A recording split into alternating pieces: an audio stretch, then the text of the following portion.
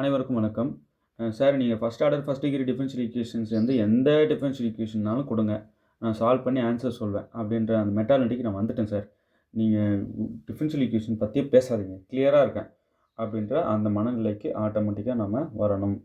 இப்போ எல்லாரும் என்ன நினைக்கிறாங்கன்னா, எந்த அளவுக்கு நம்ம நிறைய படிக்கிறோமோ அதுவே போதும். அதுதான் ரொம்ப முக்கியம். அது நம்மள காப்பாத்தும்ன்ட்டு நிறைய படிக்க முற்படுறாங்க. உண்மதான். நிறைய படிங்க வேணான்னு சொல்லல. ஆனா, அத விட ரொம்ப ரொம்ப முக்கியம், படிக்கிற கருத்துக்கள நீங்க எப்படி படிக்கிறீங்கன்றது ரொம்ப முக்கியம். ஏன்னா, அவங்க மேலோட்டமான கேள்விலாம் எதுவும் கேட்க போறது கிடையாது. ஒண்ணு டெப்த்தா இறங்கி நீங்க எந்த அளவுக்கு சப்ஜெக்ட் புரிதல்ல நல்லா ஸ்ட்ராங்கா இருக்கீங்க செக் பண்ற மாதிரியான கேள்விகள் தான் கேட்பாங்க. நீங்க நினைச்சிட்டு இருக்கீங்க 6000 கொஸ்டின்ன்றது 12,000 கொஸ்டின் படிச்சுட்டா நம்ம வேலை வாங்கிடலான்னு. நீங்க இன்னும் 1,00,00,000 கொஸ்டின் கூட படிங்க. ஆனா எப்படி படிக்கிறீங்க? புரிஞ்சு படிக்காத பட்சத்தில உங்களால ஒரு வினாவுக்கு பதில் சொல்ல முடியாது. ஸோ தயவுசெய்து பாடத்த புரிஞ்சு படிக்க முற்படுங்க. இப்போ இந்த டிஃபரன்ஷியல் ஈக்குவேஷன் பாருங்க. இது வந்து ஹோமோஜெனியஸ் டிஃபரன்ஷியல் ஈக்குவேஷன். பார்த்தோனே எப்படி சார் சொல்றீங்க? இது கூடவே வாழ்ந்தா நமக்கு எப்படி அந்த அந்த இதுவா? இப்போ ஒருத்தருடைய நேம் சொல்றாங்கன்னு வைங்க. புது ஆள் அவங்க. அப்படின்னா அவங்கள பத்தி உங்களுக்கு தெரியாது. பட் அவங்களோட பழகுன ஆட்கள் நீங்க அப்படின்னா, அவங்கள பத்தின ஃபுல் டேட்டா அப்படியே சொல்லுவீங்கல்ல. இவங்க இப்படிப்பட்டவங்க. இவங்க கிட்ட இந்தந்த குணங்கள்லாம் இருக்கும். இந்தந்த குணங்கள்லாம் இப்படி இருக்கும் அப்படின்னு தெளிவா எடுத்து எடுத்து சொல்லுவீங்க. அந்த ஒரு நேம் குடுத்தா போதும். அந்த கேரக்டர் சொல்வீங்க. அந்த மாதிரி தான் ஒரு டிஃபரன்ஷியல் ஈக்குவேஷன் கூடவும் நீங்க பழகியிருக்கணும். ஒவ்வொரு டிஃபரன்ஷியல் ஈக்குவேஷனோட நேச்சர அப்படியே ஃபிங்கர் டிப்ல வச்சுக்கணும். இதுக்கு ஏன் சார் சொல்யூஷன் போட்டு நான் சொல்லணும்? அப்படியே சொல்றேன் பாருங்க அப்படின்னு சொல்லி மாறணும். ஸோ தயவுசெய்து பாடங்கள நல்லா டெப்த்தா படிங்க. புரிஞ்சுட்டு படிங்க. எந்த மாதிரியான ஈக்குவேஷன் வேணாலும் அவங்க குடுப்பாங்க.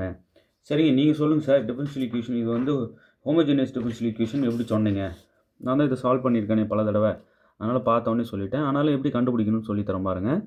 முதல்ல ஒரு டிஃபரன்ஷியல் ஈக்குவேஷன் இந்த மாதிரி இப்போ m dx plus n dy equal to 0 இந்த வடிவில் இருக்கிற ஒரு differential equation homogeneous differential equation அப்படி சொல்லலாம். எப்படின்னா இந்த m என்னும் ஹோமோஜெனியஸ் ஃபங்க்ஷன்ஸாக இருக்கணும் வித் சேம் டிகிரியாக இருக்கணும்.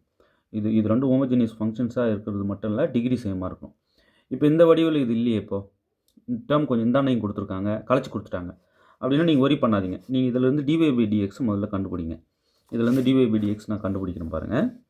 ஹோமோஜீனியஸ் டிஃபரன்ஷியல் ஈக்குவேஷன் நான் செக் பண்ணுறேன். ரைட் இதை ஃபஸ்ட்டு எழுதிக்கிறேன். x dy minus y dx equal to root of x square plus y square into dx. Right okay. இப்போ நான் என்ன பண்ணுறேன், இந்த டேர்ம் மட்டும் dx டேர்ம் இது. அதனால் இந்த பக்கம் dx டேர்மோட இப்படி எடுத்துகிட்டு வந்துடுறேன் இந்த பக்கம். அப்போ என்ன ஆகும், x dy equal to root of x square plus y square dx plus y dx. Right உங்கள் கூட பேசாமல் எழுதணும்னா நேரம் இந்த ப்ராப்ளம் முடிச்சிருவேன். அந்த மாதிரி நம்ம ஃபுல் ப்ராக்டிஸில் இருக்கணும். சரிங்களா? இப்போ நான் எழுதிக்கிட்டே எழுதிக்கின்னு நிதானமாக உங்களுக்கு சொல்லி கொடுக்குறதுனால டைம் எடுத்துக்குது. இந்த ப்ராப்ளம் ஒரு நிமிஷத்துக்கு மேலாம் போடக்கூடாது. ஃபாஸ்ட்டாக இருக்கணும்.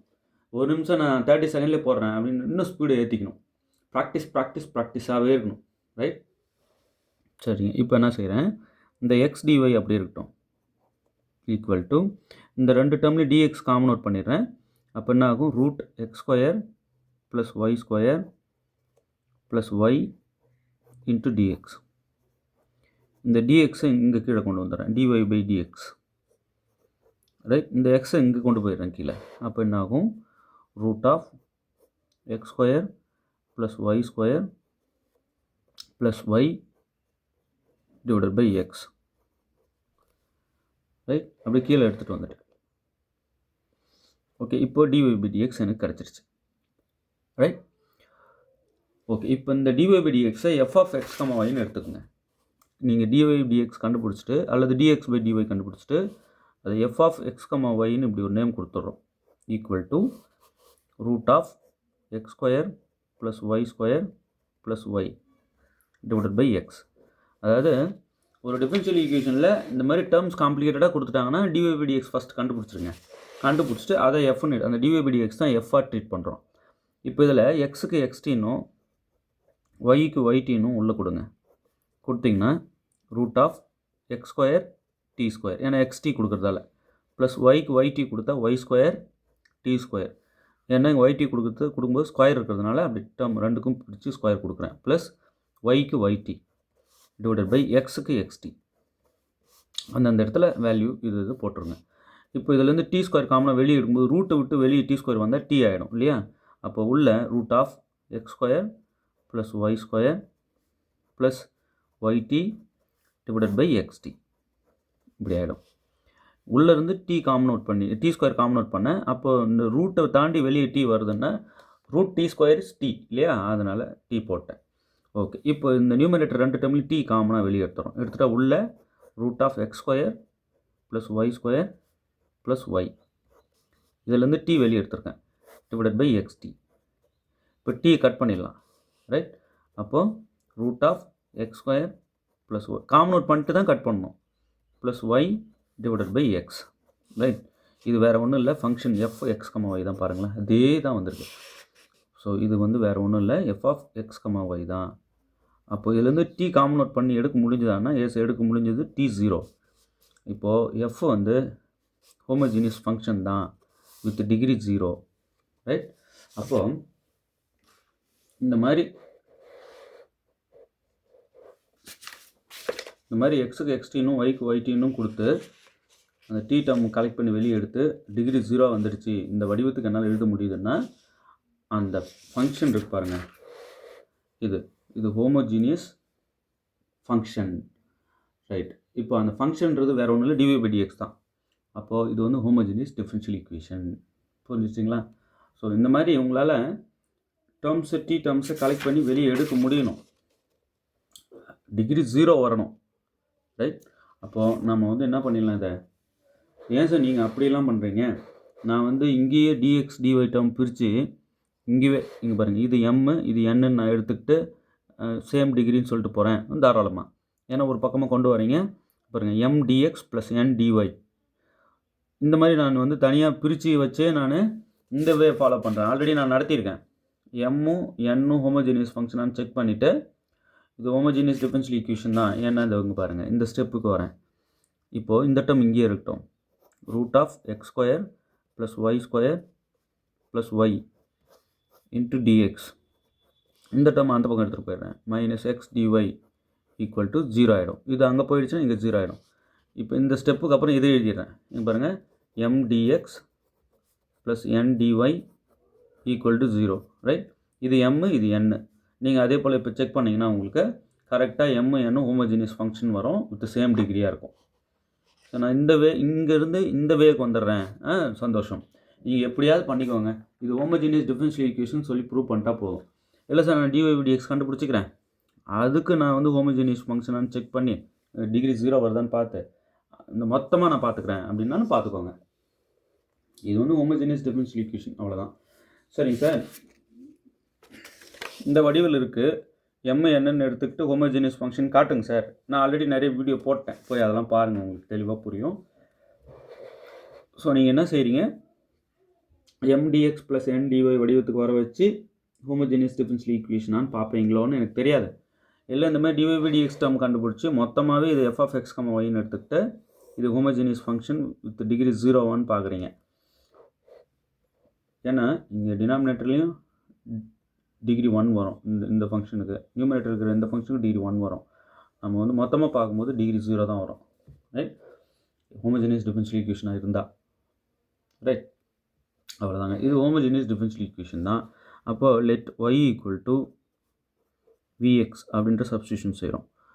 எப்போ இந்த சப்ஸ்டியூஷன் செய்கிறோமோ உடனே டிஃபரன்ஷியேட்டிங் வித் ரெஸ்பெக்ட் டு உங்கள் கீழே இருக்கிற டேர்ம் அதுபடி நம்ம டிஃபரன்ஷியேட் பண்ணிடணும். ஒய்யை டிஃபரன்ஷியேட் பண்ணால் dy by dx equal to v into எக்ஸை டிஃபரன்ஷியேட் பண்ணால் 1 ப்ளஸ் இப்போ எக்ஸை அப்படியே வச்சுக்கிட்டு வியை டிஃபரன்ஷியேட் பண்ணால் டிவி பை டிஎக்ஸ் ரைட். இதிலிருந்து நம்ம என்ன பண்ணலான்னா இந்த எக்ஸை கீழே கொண்டு வந்துட்டால் ஒய் பை எக்ஸ் வரும், y by x equal to v. சரிங்க, இந்த சப்ஸ்டியூஷன் ஃபுல்லாக எல்லாத்தையும் நம்ம என்ன செய்ய போகிறோம், இந்த 1ல் சப்ஸ்டியூட் பண்ண போகிறோம். இப்போ டிஒய் பை டிஎக்ஸ்க்கு இதை நம்ம இந்த இடத்துல போட்டுடலாம். இப்போ v plus x TV by dx equal to இப்போ இந்த இடத்துல வந்து ஒய்க்கு விஎக்ஸ் போட்டுக்கலாம். அப்போ root of x square plus ஒய்க்கு வந்து விஎக்ஸ் போட்டால் வி ஸ்கொயர் எக்ஸ் ஸ்கொயர் இப்படி ஆகிடும்.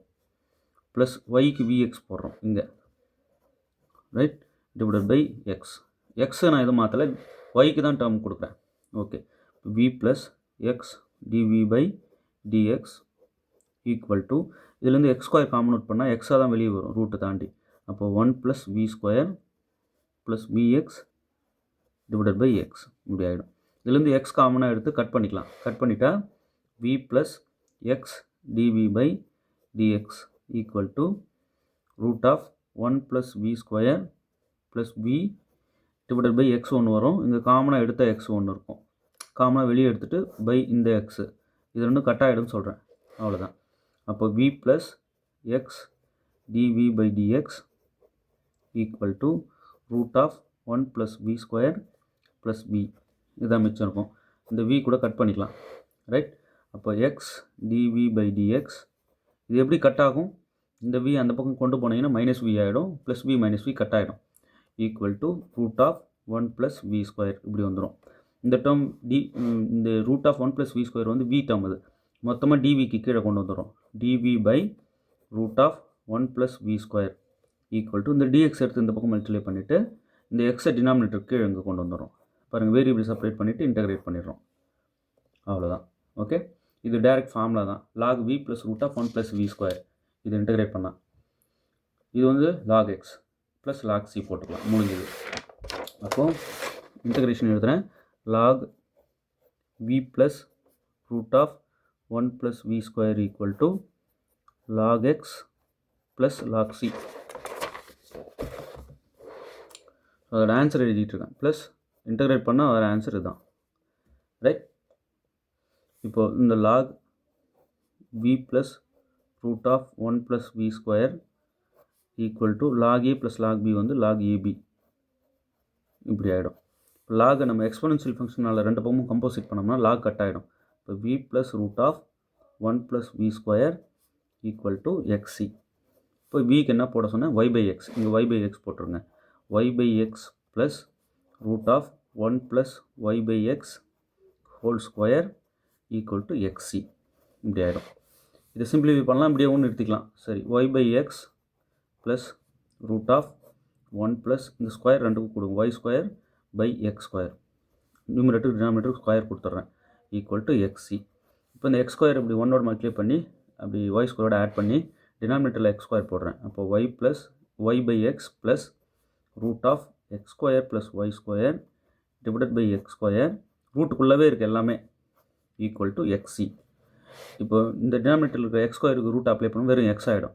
அப்போ y by x plus root of x square plus y square divided by x equal to XE. இப்போ பேஸ் 2 எக்ஸ்க்கு ஒரு எக்ஸ் எடுத்துக்கிட்டு மேலே 2 ஆட் பண்ணிக்கிறேன். Y plus root of x square plus y square equal to x y. இந்த x எடுத்து இப்படி multiply பண்ணிட்டா x into x x square. இப்போ y plus root of x square plus y square equal to x square C இப்படி ஆகிடும். இந்த X square இங்கே கீழே கூட கொண்டு வந்துடலாம். இல்லை நீங்கள் அங்கேயே வச்சு அப்படியே நிறுத்திக்கிட்டாலும் நிறுத்திக்கலாம். இவ்வளோதாங்க தீர்வு. பெரிய கஷ்டம் ஒன்றும் இல்லை. இப்போ இந்த டிஃபரன்ஷியல் ஈக்குவேஷன் கொடுத்தாலே இந்த ஆன்சர் நீங்கள் சொல்லணும். சரிங்களா?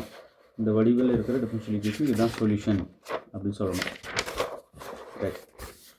இப்போ இங்கே பாருங்கள், இது வந்து ஒய்யில் அமைந்த நேரியல் வகைக்கெழு சமன்பாடு. எப்படி சார் சொல்கிறீங்க? இங்கே பாருங்களேன், ஒரு டிஃபரன்ஷியல் ஈக்குவேஷன் பார்த்த உடனே சொல்கிறேன். இது ஒய்யில் அமைந்த நேரியல் வகைக்கெழு சமன்பாடு எப்படின்னா இங்கே பாருங்கள், dy by dx plus py equal to q.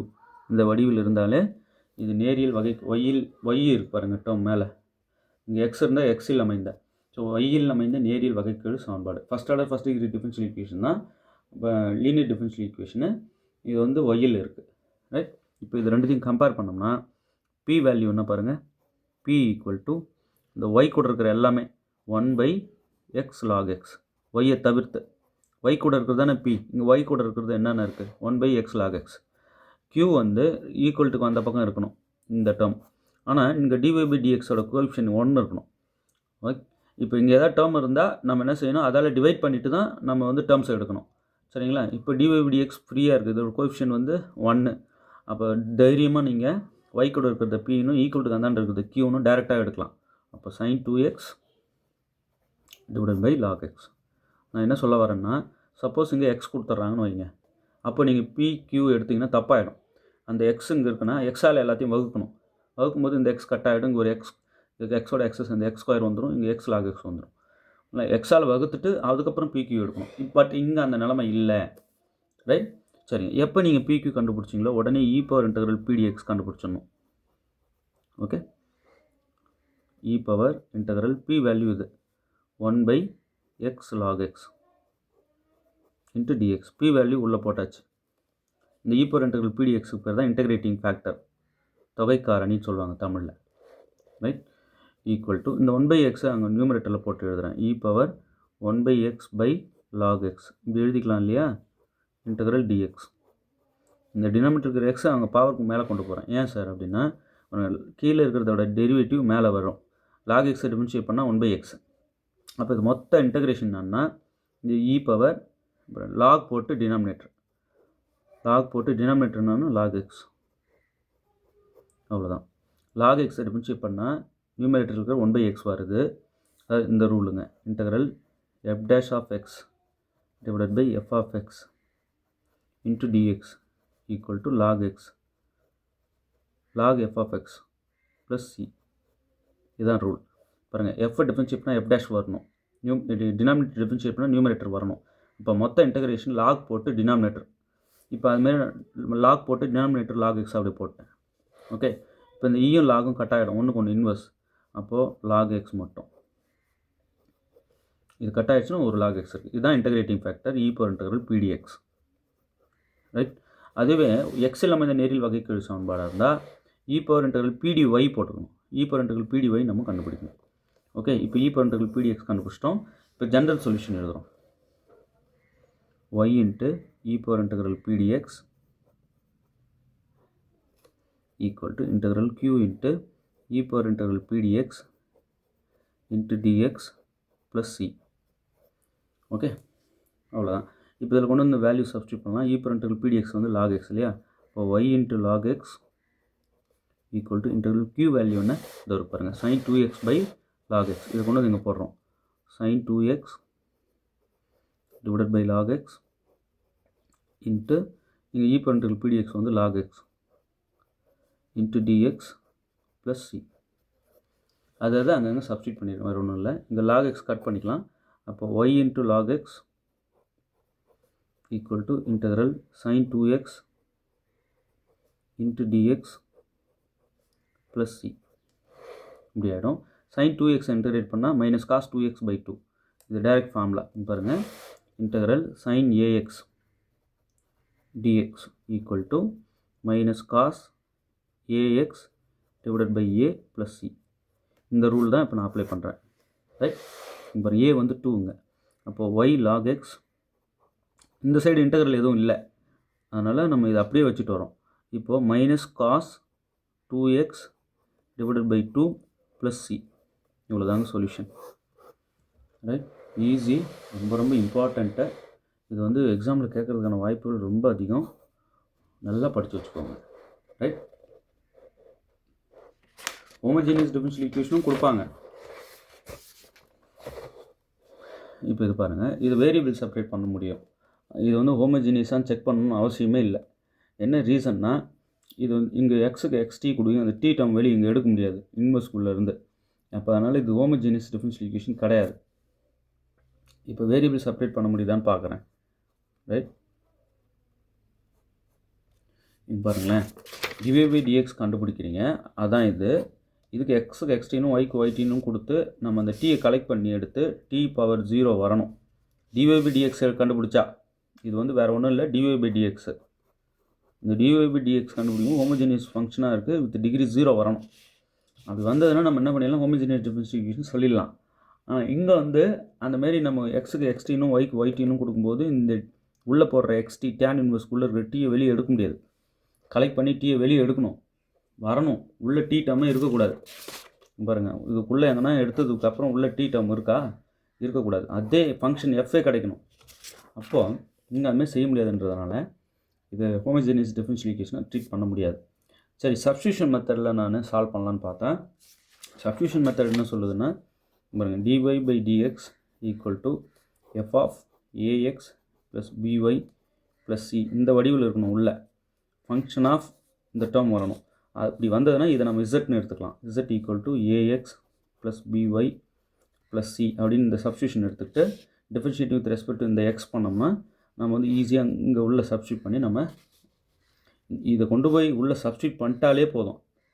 நம்ம வந்து அதுக்கப்புறம் வேரியபிள் செப்பரேட் பண்ணுற மாதிரி ஈக்குவேஷன் ஆகிடும். நிறைய ப்ராப்ளம் அப்லோட் பண்ணியிருக்கோம், போய் பாருங்கள் இந்த மாடல்.